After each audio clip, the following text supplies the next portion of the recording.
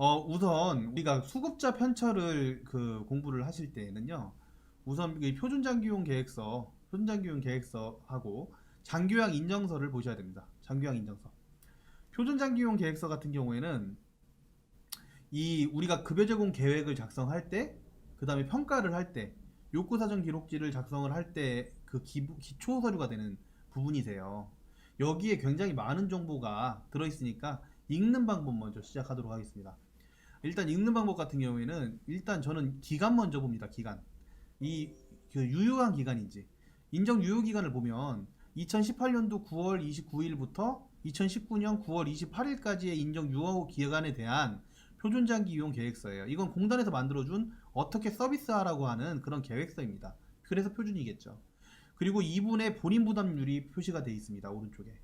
예, 본인 부담률 같은 경우에는 어떤 분들은 15%, 어떤 분들은 6%, 어떤 분들은 9%, 어떤 분들은 0% 이렇게 되어 있잖아요. 근데 이 여기 있는 표준장기용 계획서만 봐도 몇 퍼센트를 본인 부담률을 가지고 있는지를 알 수가 있어요. 경감인지 아니면 기초인지 이런 부분들까지. 그래서 이쪽에 그런 부분들이 표시가 되어 있으니까 참조를 좀 하시면 좋을 것 같고요. 조금 더 키우겠습니다. 화면이. 네, 조금 천천히 내릴게요. 제가. 네, 이렇게 해도 보일 것 같아요. 그래서 이렇게 돼 있고 밑에 보면은 왼쪽에 보면 시설급여 돼 있고 재가급여 이렇게 돼 있는데 시설급여는 요양원이에요. 요양원. 요양원에 표시가 돼 있지 않고 보면은 재가급여 한도액이 표시가 돼 있죠. 예, 예, 한도액이 표시가 돼 있고요. 이 금액 적혀 있는 거 밑에 아래쪽에 보시면 장교양 문제, 목표, 그 다음에 필요 영역, 그 다음에 장교양 필요 내용이 다 나와 있어요. 예. 여러분들 평가를 할 때도 그렇고, 욕구사정 작성을 하실 때도 그렇고, 급여적용 계획서 작성하실 때도 그렇고, 다 모든 걸 하기 전에 일단 표준장기 이용 계획서 먼저 보셔야 돼요. 왜 그렇습니까? 아까 앞에서 짧게 설명하긴 했는데, 그 급여적용 계획서는 앞에 있는 표준장기 계획서부터 모든 서류들을 반영하여 작성하여야 된다라고 하는 그 항목이 있었죠. 점수가 크잖아요, 그죠? 그래서 그것 때문에 연계성 때문에 그렇습니다. 그리고 이런 부분들이 있어요. 우리 공단에서는 이 분이 만약에 낙상에 대한 부분이 도움이 필요하다라고 얘기를 했는데 우리가 막상 평가를 해보니까 낙상에 대한 도움이 필요 없을 정도로 정정하세요. 그런 경우가 종종 있거든요.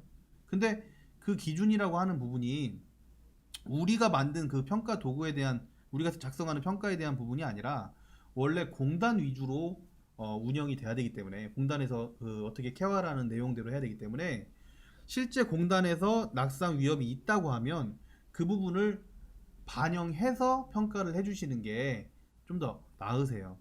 우리 기준이 아니고요. 우리가 판단하는 기준이 아니라 공단에서 판단하는 기준으로 진행을 해주시는 것이 맞습니다. 공단에서는 이게 비가역적이라고 생각을 하니까요. 벌어진 상태가.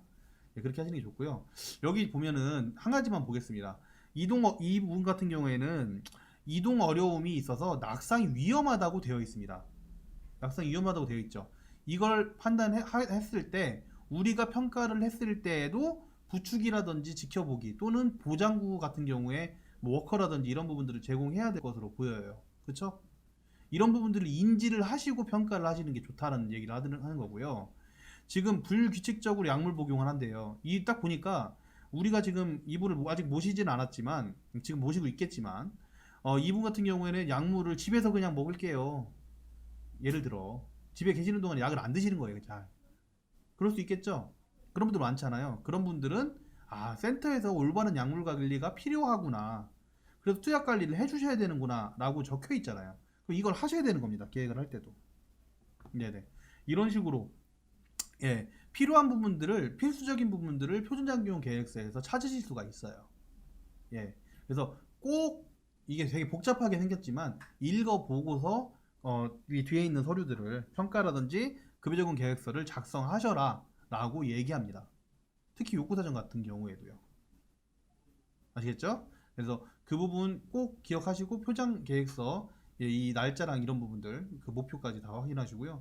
감사하게도 밑에 있는 주야간보센터 몇 회라고 써 있는데요. 이게 제가 지금 만든 서류이기 때문에 5회라고 가정하겠습니다. 5회. 5회 그 등급 4등급 8시간 10시간 미만을 5회 하라고 공단에서 내려온 겁니다. 지금. 그래서 공단에서 하라고 하는 건 일주일에 5번을 하라고 지금 요청을 한 거죠. 이게 뒤에서 굉장히 중요한 부분이라서 강조를 하겠습니다. 이분은 일주일에 5번 하라고 공단에서 명령을 한 거죠. 예, 예. 이렇게 서비스 받으셔야 된다고. 근데 여기서 이 부분을 이 명령을 바꿀 수 있는 방법이 있습니다. 네, 넘어갈게요. 그 다음에 보셔야 될 게 장교양 인정서예요. 장교양 인정서. 장교양 인정서 같은 경우에는 우리가 서비스를 2018년도 우리 지표가 우리 모든 서류 지표가 2018년도 1월부터잖아요. 그러면 장교양 인정서도 당연히 18년도 1월께 들어가 있어야 되는 겁니다. 표장도 똑같고요. 근데 오늘은 이분을 어떻게 가정을 한 거냐면 유효기간 18년도 9월 29일부터 돼 있는데 이분은 우리 기관에 처음 들어온 날짜가 12월 달이라고 생각을 하고서 했기 때문에 앞에 인정서는 보지 않고 하나의 인정서만 가지고 설명을 하도록 하겠습니다. 그래서 이걸 명심하세요. 18년도 1월 1일 이전에 들어오신 분이라면 우리 기관에 그 이전의 인정서까지도 만약에 겹치는 게 있으면 날짜가 겹치는 부분이 있으면 무조건 가지고 계셔야 되고 표준장기용 계획서 개수도 인정서 개수하고 똑같이 가지고 계셔야 된다 라고 하는 부분 설명을 드리겠습니다. 그래서 인정서에 그런 내용들이 들어가 있고요. 여기에 제가 4번만 읽어보겠습니다. 4번 보시면 장교양 보험료를 6회 이상 납부하지 아니하면 장교양 급여를 받을 수 없습니다. 이렇게 되어 있죠. 네네. 이게 뭐냐면 여러분들 그 본인 부담금 받으실 때 그 납부 그 밀리는 경우가 있잖아요. 그러니까 미납금 관리를 계속 해주시라는 의미가 여기에 인정서에 들어가 있어요. 그래서 그 미납 관리를 하시고 6개월 이내에 납부하지 않으면 서비스 받을 수 없다라는 내용들을 계속 얘기하시는 게 인정서에 적혀 있기 때문에 그 부분을 보호자들한테 얘기를 할 수가 있다 이런 부분들입니다. 네. 그리고 갱신을 어떻게 해야 된다라는 내용들이 나와 있고요. 수급자 관리 카드 설명해 드리겠습니다. 수급자 관리 카드는 이렇게 설명을 드릴게요. 여러분들 그 주간보호센터가 3번 코드이다 그러면 수급자 관리 카드는 필수 사항이 아닙니다. 여러분 그 기관이 2번 코드이다 그러면 수급자 관리 카드는 필수 사항입니다. 이거는 그 평가가 아니라 시군구 쪽에서 요구하는 일반 사항입니다.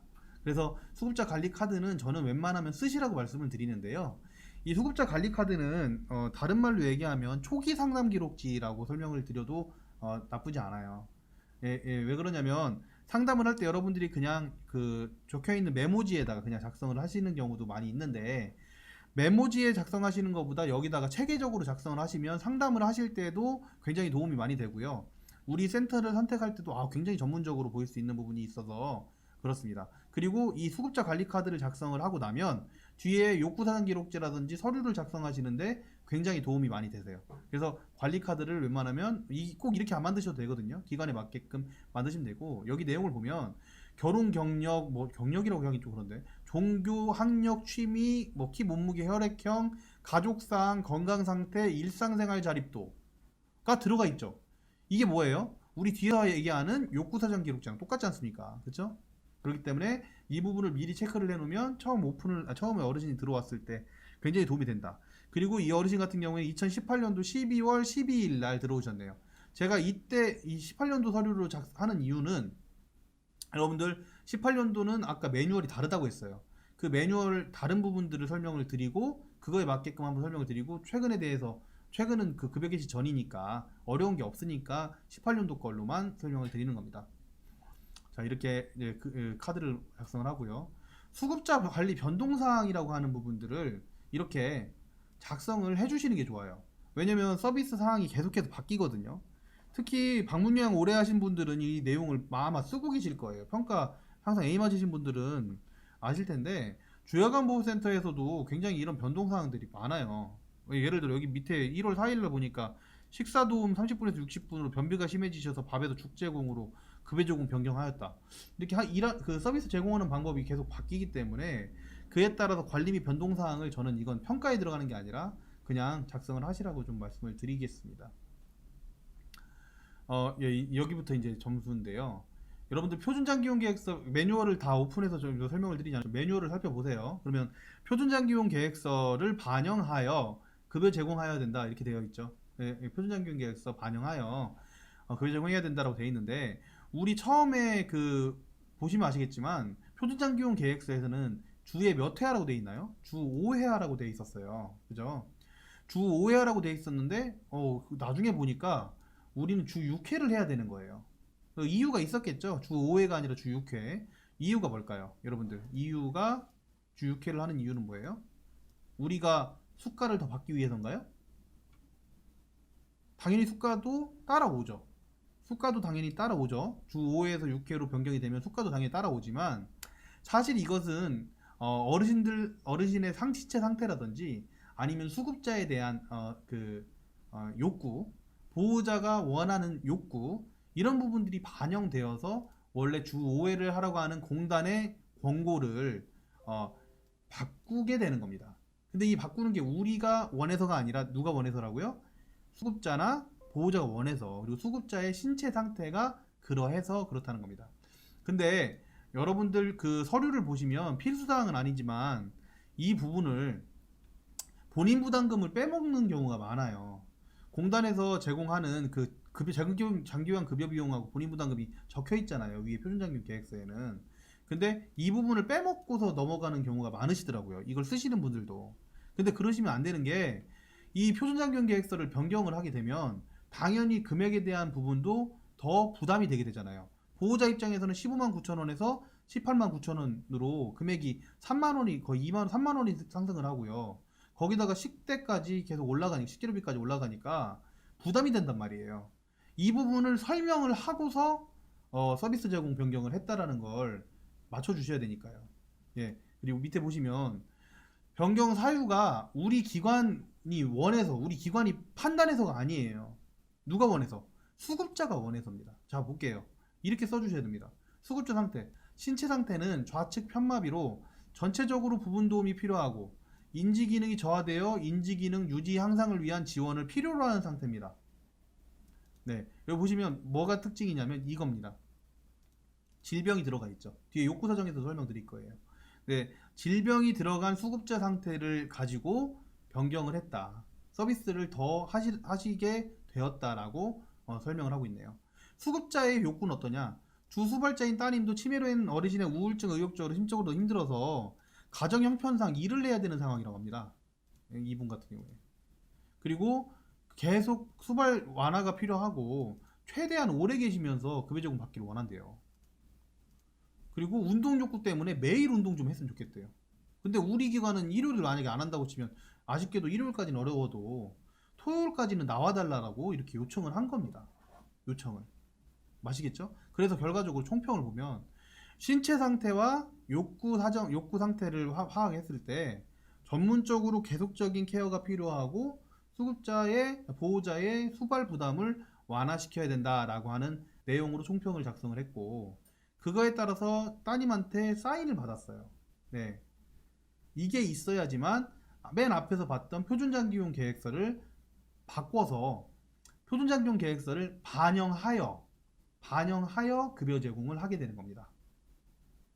대신에 이 부분을 표준장기용 계획서 변경 사유서를 작성하기가 어려우신 분들은 이 내용을 어디다 적으셔도 돼요? 급여 제공 계획서 총평에 적으셔도 됩니다만, 이렇게 체계적으로 설명하기가 쉽지 않으실 거예요. 왜냐하면 거기에 이제 이런 금액이나 이런 부분들을 쓰지 않으실 거니까. 그래서 이왕이면 저는 변경 사유서를 작성하라고 말씀드리고요. 앞에서 말씀드렸던 표준장기용 계획서, 그 다음에 인정서, 표준장기용 계획서 변경 사유서는 세트라고 생각을 하시면 좋을 것 같습니다. 이 세 개를 세트로 생각하세요. 다시, 표준장기용 계획서, 장기요양 인정서, 표준장기용 계획서 변경 사유서 세 개는 세트다. 왜 이 말씀을 드리냐면, 어르신들이 갱신을 하시잖아요. 그러면 갱신할 때마다 그 반영을 확인하기 위해서 변경 사유서를 쓸지 말지를 판단하는 겁니다. 가령 주야간보호센터 주 5회를 하기로 했는데 이분이 실제로 5회를 해요. 그러면 표준장기용 계획서를 반영한 거죠, 횟수로는.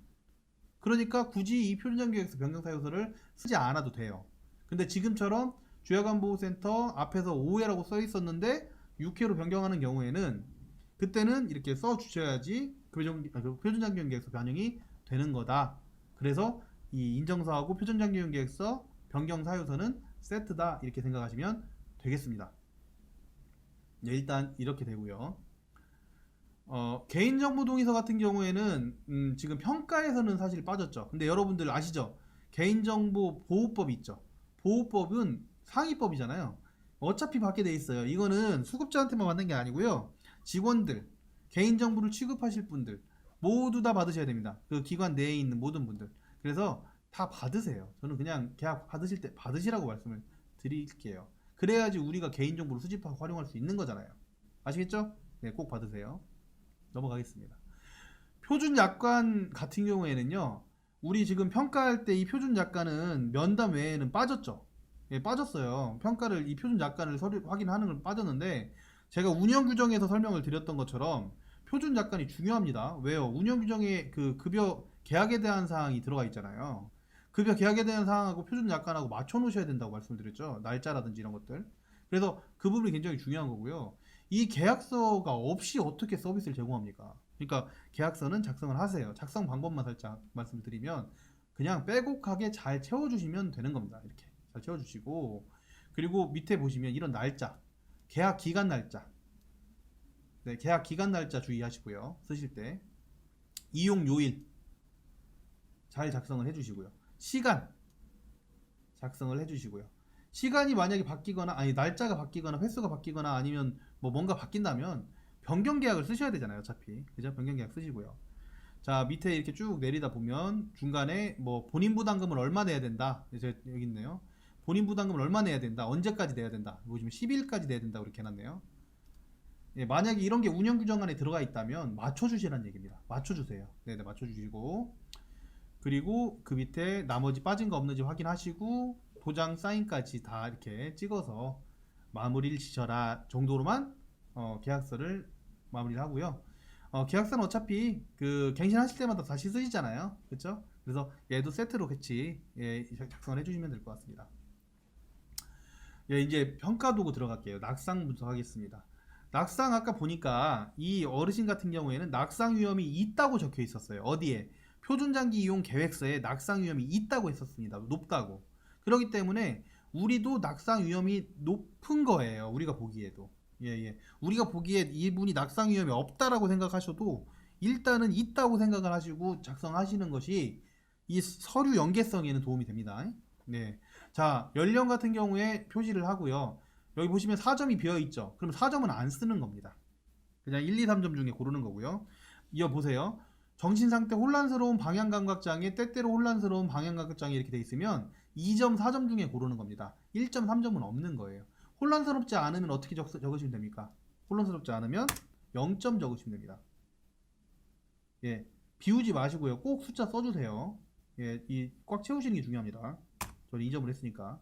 그리고 점수 배변 조절을 굳이 직접 안 하셔도 된다 그러면 이것도 0점이 되겠죠.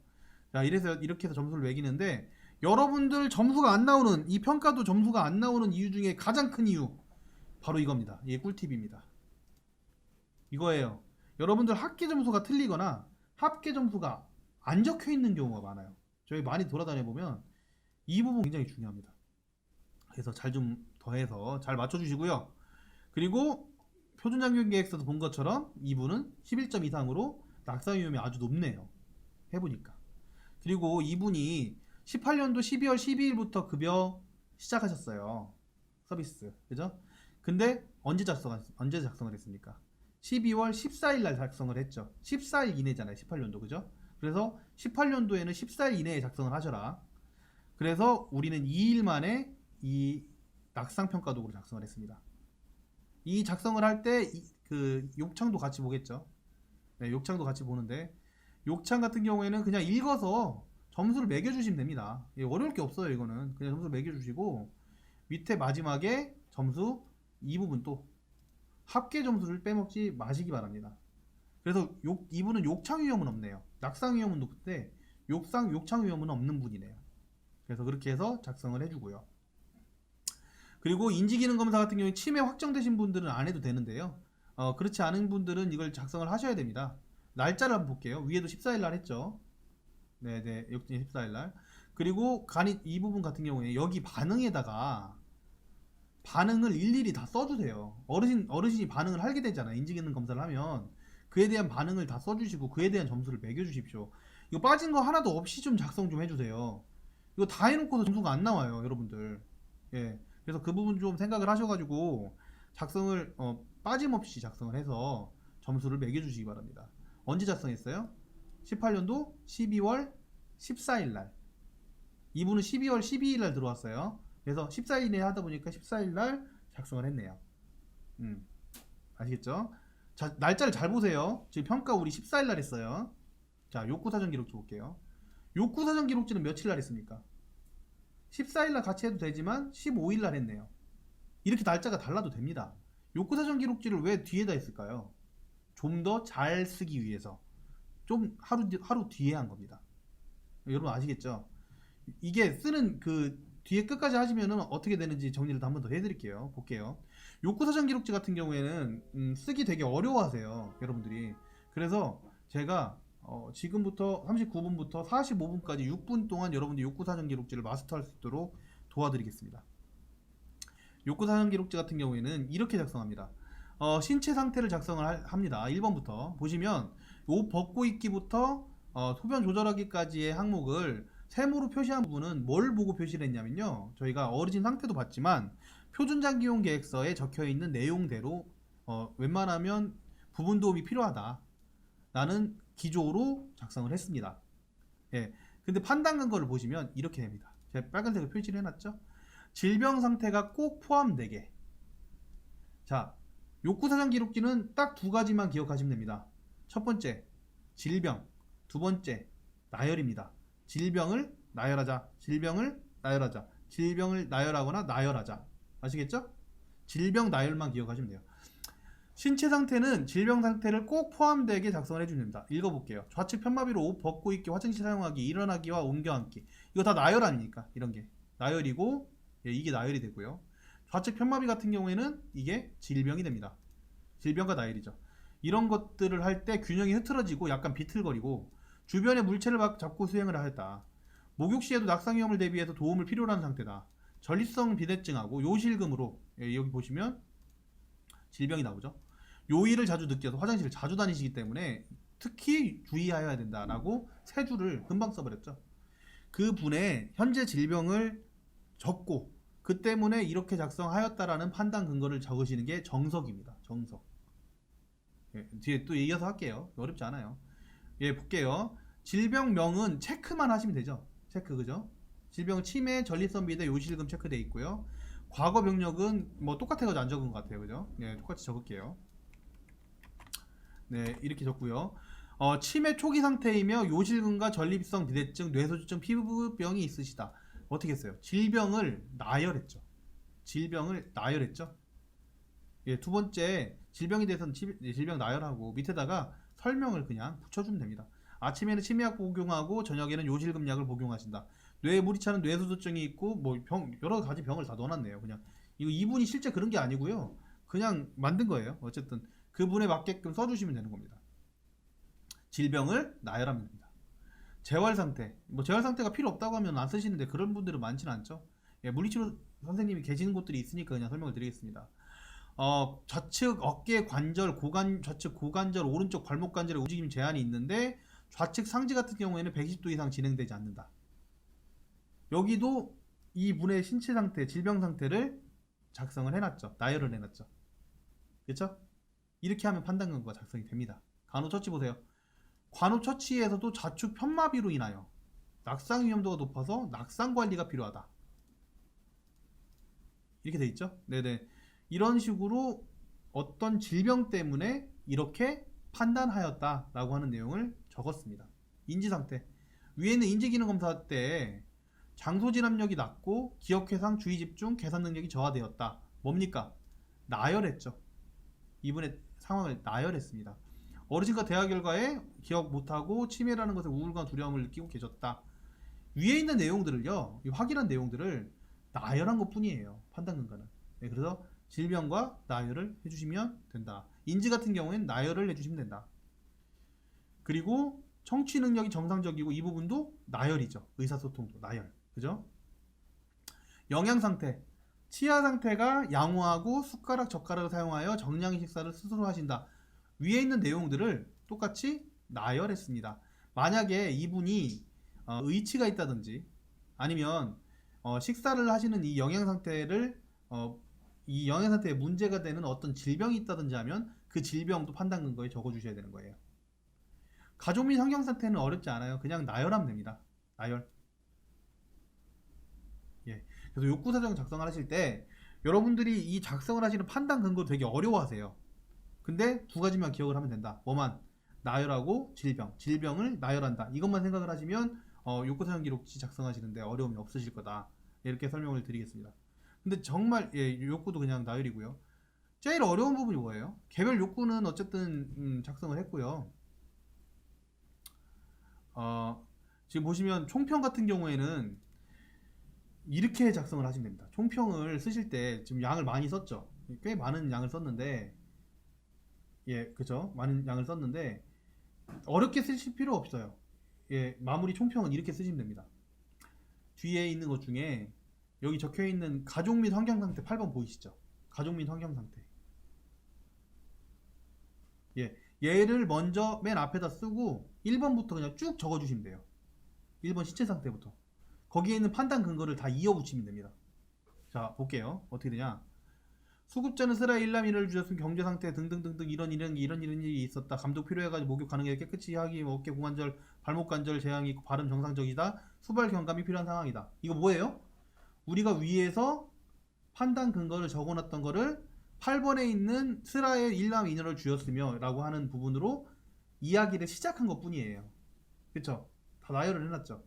그래서 여러분들 이 욕구사전 기록지는 이 어르신에 대한 이야기라고 생각을 하시면 좋을 것 같아요. 우리가 예전에 그 동화책을 보거나 어르신에 대한 이야기를 하게 되면 뭘로 시작합니까? 옛날에 호랑이가 살았어요 라고 시작을 하잖아요. 욕구사전 기록지의 총평은 그런 식으로 작성을 하시면 초보분들 처음 작성하시는 분들 입장에서는 굉장히 쉬우세요. 이 어르신 같은 경우엔 일남이나 있고요. 어디서 태어나셨고 이렇게 뭐 작성을 하셔도 문제가 없다라는 겁니다. 그 밑에다가 신체 상태, 인지 상태, 기능 상태, 소통 상태, 영양 상태, 간호 상태 이런 부분들을 다 집어넣어서 필수사항을 맞춰서 서술형 작성을 하시면 욕구 사전 기록지는 만점이 나와요. 이건 우리가 15일 날 작성을 했네요. 자, 그리고 급여 제공 계획서로 바로 이제 입력이 되는데요. 계약 일자는 12월 12일인데 작성일을 보세요. 12월 18일입니다. 지금 18년도 기준으로 설명드리고 있는 거예요. 어차피 20년도는 다 급여 제공 전이기 때문에 똑같은 날짜예요. 급여 제공 전에 모든 일들을 다 하시겠죠. 근데 이 급여 제공 연계성이라고 하는 부분이 굉장히 중요한데요. 앞에서 매뉴얼 제대로 들으셨던 분들은 아시겠지만 장기간 급여 제공 계획서 같은 경우에는 표준 장기용 계획서, 표준 장기용 계획서, 욕창 낙상 인지 욕구 사전 기록지를 반영하여라는 말이 있단 말이에요. 반영하여라는 말이 있죠. 그죠? 반영하여라는 것을 맞추기 위해서 이 날짜를 18일로 한 겁니다. 이거 꿀팁입니다, 여러분들. 18일로. 그래서 18년도 서류를 작성하실 때는 여러분들이 예전에 18년도 서류를 다시 만드신다면 우선 평가 도구를 작성한 날짜하고 급여 제공 계획서를 작성한 날짜하고 차등을 두시라라고 많이 설명을 드립니다. 차등을 두셔라. 뭐를 뒤로? 급여 제공 계획서를 뒤로. 이렇게 해놓으시면 우리가 반영하여 했구나 라고 하는 것이 충분히 어필이 됩니다. 아시겠죠? 더 중요한 것은 내용이에요. 내용을 보면 제가 하나만 위에서 표준장기용 계획서 설명해 드리는 거 하나만 볼게요. 표준장기용 계획서에서 보니까 낙상 위험이 있었어요. 이분 같은 경우에 낙상 위험. 그래서 보면 낙상 위험, 이동 도움이 필요하다. 이게 꼭 들어가 줘야 되는 거죠. 낙상 위험이 있는데. 그죠? 보니까 보장구가 필요하다. 보장구가 필요하다 적혀 있죠. 이게 표준장기용 계획서를 반영한 거죠. 그리고 낙상 위험도 평가를 반영한 거죠. 이분이 낙상 위험이 높으니까요. 그렇죠? 그래서 급여 제공 계획에 표장에 적혀 있는 내용이 들어가 있는지 확인하셔서 꼭 적어 주셔야 돼요. 아시겠죠? 이거 자동으로 된다고 해가지고 이거 확인 안 하시고 넘어가시면 안 된다는 겁니다. 아시겠죠? 그리고 여기 한번 볼게요. 약이 있나? 제가 빼고 썼을 수도 있어서. 자, 응급 서비스가 필요하다고 돼 있었어요. 표장에. 응급 서비스. 이런 부분들 넣어주시고요. 네. 그리고 여기 보니까 빠져 있죠. 보시면 빠져 있죠. 제가 일부러 빼서 집어넣었을 거예요. 여기 보면 복약 지도를 해야 된다고 돼 있는데 복약 지도에 대한 내용이 없죠. 그죠? 그냥 작성을 하면 이렇게 되는 겁니다. 실제로. 예. 그래서 표준장교계획서는 복약 지도를 하라고 돼 있으면 여기에도 복약 지도를 해서 집어넣을 수 있게끔 그렇게 작성을 하시면 표준장교계획서 반영도 되고, 욕창 낙상에 대한 부분도 여기 욕창이 위험이 없으니까 안 넣고, 낙상은 위험이 있으니까 집어넣었고, 욕구사정은 운동 프로그램을 더 많이 하겠다 해서 운동 프로그램을 길게 집어넣었어요. 보면 이렇게 길게 집어넣었죠. 길게 집어넣었고, 이 반영이 되게끔 이렇게 작성을 한 거고, 밑에다가 종합 의견을 이렇게 이제 작성을 했는데, 여기 있는 내용들을 보면은 욕구사정에 대한 내용을, 그리고 표준장기획서 변경 사유서에 대한 내용을 같이 집어넣어서 총평에도 이렇게 일률적으로 작성을 했죠. 그래서 앞에 있는 서류하고 뒤에 있는 서류까지 완전히 일률적으로 작성하는 것이 만점 받는데 굉장히 중요한 부분이다 라고 설명을 드리겠습니다. 자, 정리를 할게요. 보세요. 자, 급여적용 계획서까지 했는데, 자, 여러분들이 맨 위에서 봤던 표준장기용 계획서 내용을 읽는 방법을 설명을 드렸는데, 표준장기용 계획서 내에 굉장히 그 중요한 내용들이 많이 들어가 있단 말이에요. 이 중요한 내용들을 가지고 급여 제공 계획서를 쓰셔야 돼요. 그리고 여기 있는 중요한 내용을 가지고 평가를 활용하셔야 돼요. 여기 중요한 내용을 가지고 신체 상태라든지 욕구 사정에 작성을 하실 때 활용을 하셔야 된다는 겁니다. 그래야지만 여러분들이 점수 4점을 깎이지 않고 시작할 수가 있다라고 설명을 드렸고요. 2019년도 2월 이후에는 어차피 급여 제공 전에 모든 서류들, 뒤에 있는 평가 도구라든지 욕구 급여 제공 계획서를 쓰지만 18년도 내에는 보통 14일 이내에 모든 내용들을 다 작성을 하기 때문에 18년도 기준으로 설명을 드렸다. 그때 날짜를 굉장히 중요하게 생각하셔야 된다라고 설명을 드렸죠.